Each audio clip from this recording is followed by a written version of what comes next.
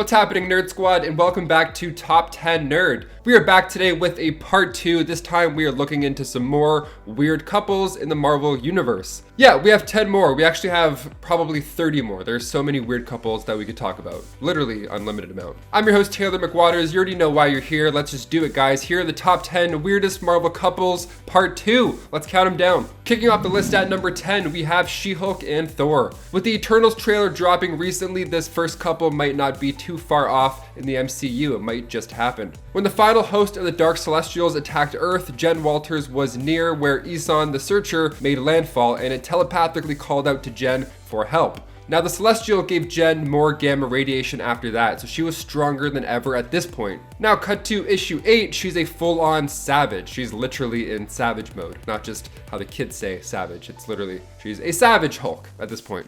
And by issue 11, she was pretty involved with Thor. Now, it wasn't a great start to the relationship though, because Jen was actually fully convinced that Thor only desired her because of her newfound Hulk strength, and it wasn't actually Jen Walters that he was attracted to.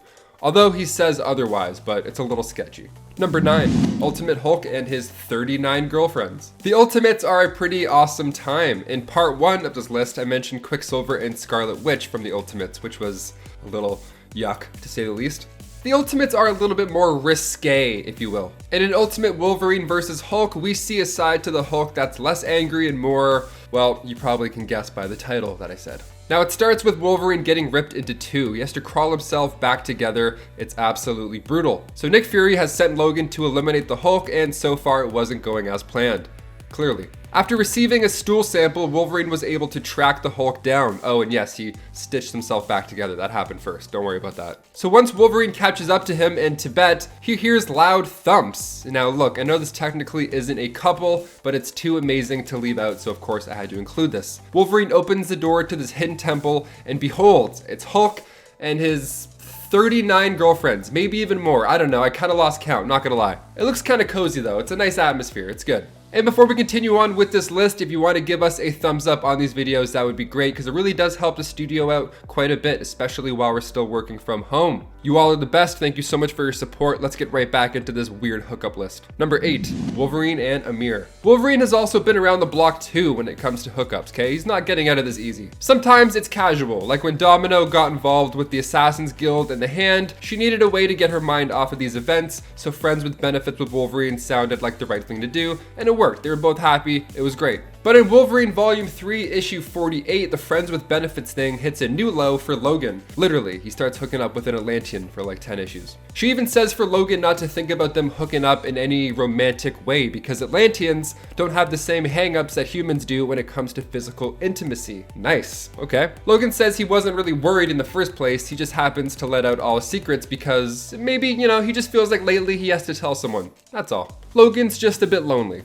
It happens. I'm pretty sure Logan just has a thing for Atlanteans. Don't lie, Logan. Number 7, Gwen Stacy and Norman Osborn. This one we couldn't leave out for part 2. I'm actually surprised that I didn't use it for part 1. Perhaps one of the more nightmare couples to hit the pages, the Since Past storyline begins in Amazing Spider-Man issue 509. And the main story is that Norman and Gwen, well, they had twins. It was revealed that before Gwen's death, the two of them had an affair. And the story is crazy. Spider-Man ends up fighting the twins, all the while he's having to deal with the fact that Gwen Stacy is dead. A lot of trauma in Spider-Man's pages. The amount of emotional baggage this poor kid must carry around. So Norman raised the kids, Gabriel and Sarah. And the thing is, they aged 3 times as fast as normal kids. So when I said Peter fought the kids, I didn't mean he's not going around boxing infants. No, these kids are older and they know how to fight. They're the masked vigilantes that actually attack Peter at the beginning when he's paying respects to Gwen in the first place. So he attacked him while he was visiting their mother. What a weird time. Apparently they were supposed to grow up to be this one big happy goblin family,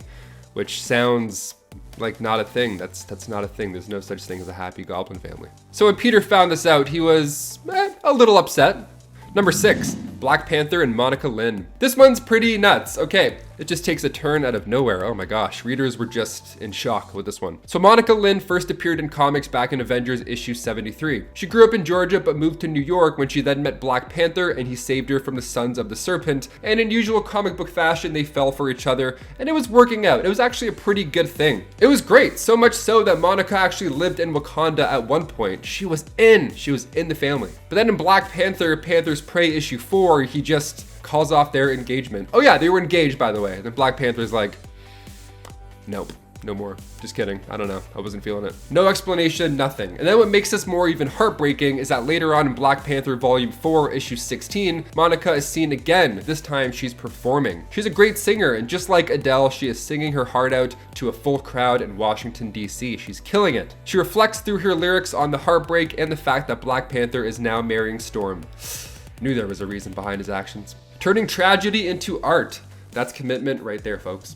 Number 5, Ant-Man and Beetle. In Ant-Man Last Days issue 1, we catch up with Scott Lang, and he's at the club. He's just laying low. He's trying to get his dancing on. I don't know. He's trying to shake it off. He sees Beetle there, which is not good news because Beetle recently had fought Ant-Man back in New York. He's already in a bad mood. He said the club smelled like Axe body spray. He didn't want to be there in the first place. And now there's a villain there. He's like, all right, I gotta go report this to the authorities. Let's get this done. She thinks that he's stalking her at first, but it turns out they actually just live in the same neighborhood. So she explains to Scott that she's a rich, hot, half Dominican girl with ties to organized crime, and this is where she goes to party, so it's not a surprise that she's there. You know, it's a hoot and holler in time when the dude in the background's yelling, Flo Rida. That's how you know you're in a sick place. But she admits to Scott that she's attracted to the way that he fought back at Stark's place, you know, when she tried to kill Iron Man back when that happened. So they grab a drink and they chat about life and the Avengers and all that jazz. And then Scott reminds himself of something that Captain America told him. If you want to be an Avenger, you can't sleep with a supervillain. And the very next page, we can confirm that he did not follow that rule. Just a naked Scott Lang, just a dude with an APAC wearing an Ant-Man helmet. What a sight. What a sight to see. Number 4, Black Widow and Spider-Man. This one is... yeah, pretty weird. I'd say weird. In Marvel Team Up issue 82 titled No Way to Treat a Lady, the story begins with Nancy outside when a couple of punks try to steal her bag. Thankfully, Spider-Man comes in and saves the day. I mean, mostly. Nancy delivers the final blow, this time saving Spider-Man's back. So he sees the Black Widow suit in her bag, but she doesn't know what he's talking about. She doesn't think that she's Black Widow. She's convinced that she's this Nancy lady, although she very much is Black Widow. So Spider-Man offers her the suit in order to keep her warm, and then when she gets the outfit on, it of course fits perfectly. But again, this doesn't snap her out of it. She still believes that she's Nancy Rushman. And then in comes the S.H.I.E.L.D. strike force with plans to shoot Black Widow. Not good. So Spider-Man gets grazed by a bullet during all this madness. And just then there's a moment where Nancy's body acts by itself almost, like a reflex. She lunges towards the strike force member and takes them down with ease. Confused how she did so still. So they end up sticking together for a bit, and then in issue 84, Nancy decides that they're close enough and she goes in for the kiss. She likes him, but in Spider-Man's words, it was the wrong feelings in the wrong place at the wrong time, and I couldn't agree more. So in issue 85, her memory finally comes back to her, and after saving the day, Black Widow confesses to Peter that Nancy and him had something special, but she is in fact not Nancy. Close, Pete. Pretty close. Number 3, Winter Soldier and Black Widow. Around the time of the Cold War in the Soviet Union, Natalia trained Bucky Barnes in the Red Room alongside other students. She and Bucky hit it off. I mean, they had a lot in common. The whole Russian brainwashing, assassin skills, Natalia working for the KGB, the whole super soldier thing, they had a lot in common. It was dark stuff, but still stuff they had in common nonetheless. They were great for each other during this time. They made each other feel like they were more than just assassins. They found love, the true meaning of life. Then they get brainwashed, sent on a mission, break some necks, come back, forget about it all, and then fall in love again. It was a nice circle. So without knowing it, they both had quite the history in comics. And in the MCU as well, Natasha says a line to Bucky after he escapes in Civil War. She says, "The least you can do is recognize me." Now, is this her about getting shot from the brainwashed Buck earlier in Iran? Or perhaps will we see a flashback to her training days with Buck back in her solo flick? More Bucky, let's do it. Number 2, Captain America and Sharon Carter. If we're talking about relationships in the MCU, then perhaps one of the most weird ones to come out of it is Sharon and Steve. See, Captain America was in love with Peggy Carter since he was a little guy back in the war. And then years and years later, when he's an established Avenger, she's much older and they're still in love. Even until she passes away, they're still in love. And then the next movie, the dude's making out with Sharon at the airport, just like that. Even the actor who played Peggy, Haley Atwell, said at Comic-Con that she's not a fan of the new couple. She says, "I just feel like I wouldn't want to date my great aunt's guy. It just feels like it crosses an incestuous boundary, and Peggy just died." Yep, you couldn't have said it any better. In the comics, when Cap first went on a mission to take Batroc the Leaper down, Sharon was by his side and the two hit it off then. She's actually one of the first people to learn about his alter ego, fun fact. Cap is honestly insane in the MCU. I mean, Peggy and then Sharon, and then time travel again, and then Peggy again. The dude, like, just swipe left.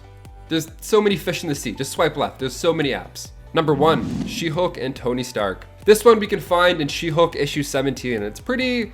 she brings up a good point. So Tony at the time is a director of S.H.I.E.L.D. and Jen Walters at this point was an agent of S.H.I.E.L.D. And it all started with a debriefing. Now, it might have been the most unprofessional debriefing of all time. There were no PowerPoints, there were no conference calls, there was nobody else really. It was just Tony saying that he wanted to talk to Jen alone. It's really unprofessional. Clay Quarterman's upset about this, but he's only upset because he feels like he should be the one in there if anybody. Just totally missing the point. The next few pages, it cuts to Jen and Tony in bed, just like earlier with Ant-Man and Beetle. Jen brings up a pretty good point here. She asks Tony that why when he sleeps around, everybody calls him a player and he's like Mr. Cool Dude with sunglasses, but when she sleeps around, she's called much worse things. She says it's a double standard, and honestly, I have to agree. But right before Tony can even respond, they're called to action when the ship is attacked. Well guys, there you have it. Sometimes these relationships aren't meant to last, but that's fine because all these superheroes fall in love like so much more in the comics. It doesn't even matter. If you get your heart broken, there's like 17 other superheroes that you're gonna date because these things last forever.